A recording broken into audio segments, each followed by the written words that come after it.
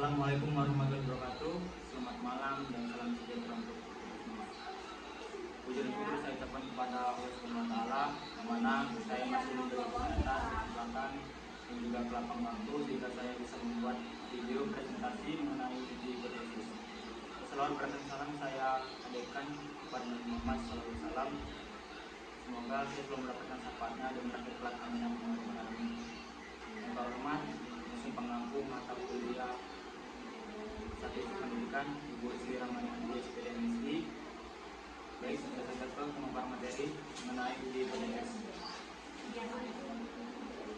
Pengertian uji hipotesis.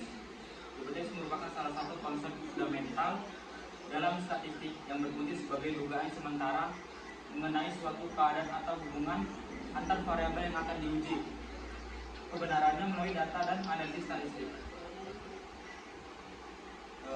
Uji hipotesis terdiri dari dua ruang lingkup. Yang pertama itu ruang lingkup pengujian hipotesis yang mencakup proses perumusan, pengujian dan juga interpretasi hasil.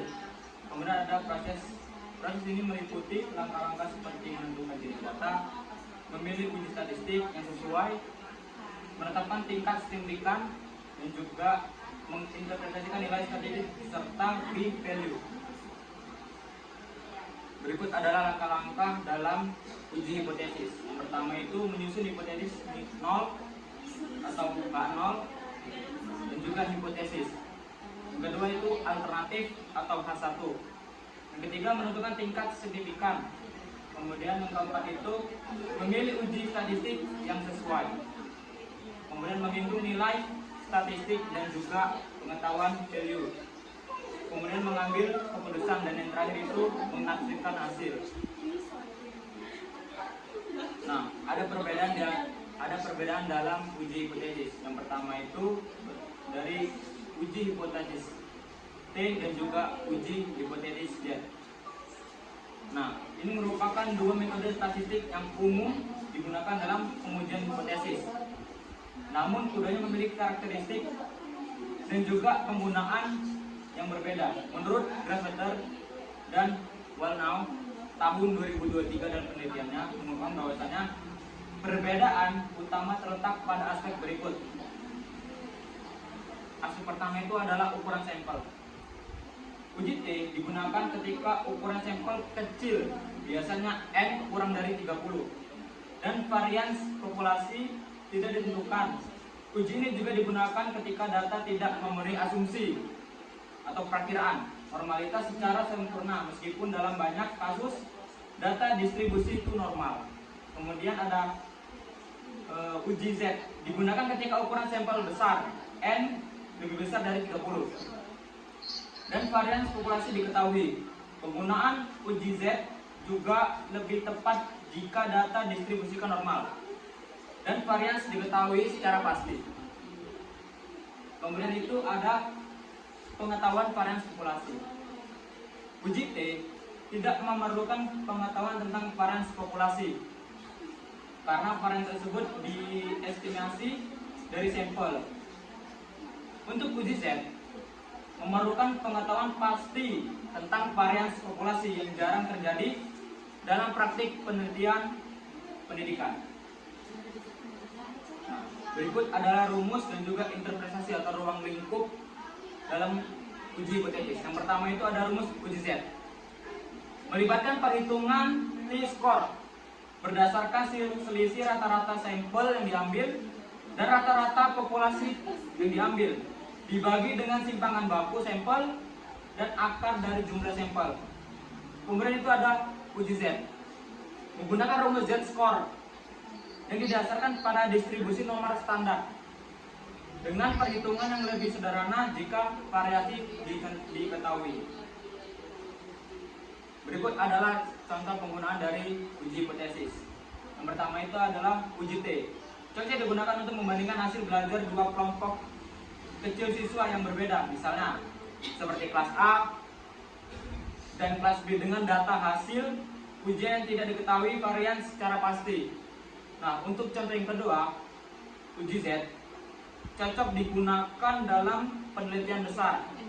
Misalnya membandingkan rata-rata nilai ujian nasional dari 2 provinsi yang variannya diketahui dari data statistik resmi. Kemudian uji statistik dalam riset bahasa dan sastra. Dalam bidang bahasa dan sastra, uji statistik digunakan untuk menguji hipotesis yang berkaitan dengan variabel linguistik, budaya, dan juga kesusastraan. Penggunaan uji statistik ini membantu peneliti memperoleh data yang objektif dari hasil yang dapat dipertanggungjawabkan secara ilmiah. Oke, ini lanjutan. Uji hubungan antara tingkat penguasaan bahasa dan kemampuan menulis. Seorang peneliti ingin menguji apakah tingkat penguasaan bahasa mempengaruhi kemampuan menulis itu. Hipotesisnya adalah H0. Tidak ada hubungan antara tingkat penguasaan bahasa dan kemampuan menulis. Sedangkan H1 ada hubungan antara tingkat penguasaan bahasa dan kemampuan menulis. Uji distribusi frekuensi kata dalam teks sastra. Misalnya, untuk mengetahui apakah distribusi penggunaan kata dalam sebuah karya sastra mengikuti distribusi normal, peneliti dapat menggunakan uji C kuadrat untuk menguji kesesuaian distribusi data dengan distribusi normal. Keunggulan penggunaan uji statistik dalam riset bahasa dan sastra. Penggunaan uji statistik dalam riset bahasa dan sastra memberikan beberapa keunggulan, antara lain dari segi objektivitas, mengurangi subjektivitas dalam interpretasi dan kualitatif dalam penelitian. Kemudian ada validitas, memberikan bukti empiris yang kuat terhadap hipotesis yang diajukan. Kemudian ada replikasi, memudahkan replikasi penelitian dan verifikasi hasil oleh peneliti lain. Kemudian pengambilan keputusan, membantu dalam pengambilan keputusan berbasis data, bukan hanya asumsi atau intuisi saja. Implikasi praktis. Nah, dengan menggunakan uji statistik, peneliti dapat memastikan bahwa temuan mereka tidak bersifat kebetulan semata, melainkan didukung oleh data yang valid dan analisis yang tepat.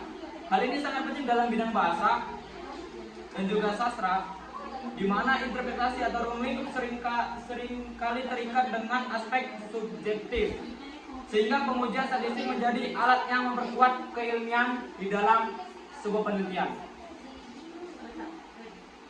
Nah, berikut adalah kesimpulan dari pemaparan materi yang saya bawakan, yaitu uji hipotesis.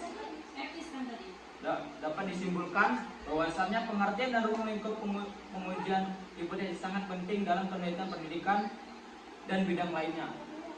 Hipotesis adalah dugaan sementara yang diuji melalui data dan analisis statistik, terdiri dari hipotesis H0 dan hipotesis alternatif atau H1.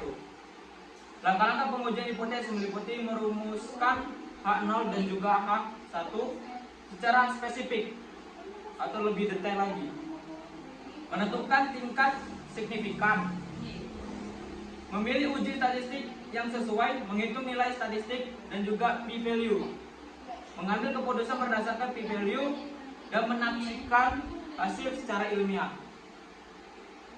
Dalam bidang bahasa dan sastra, uji statistik digunakan untuk menguji perbedaan penggunaan kata, hubungan antara variabel linguistik dan juga distribusi data teks. Penggunaan statistik membantu meningkatkan objektivitas, validitas, dan replikasi dalam penelitian.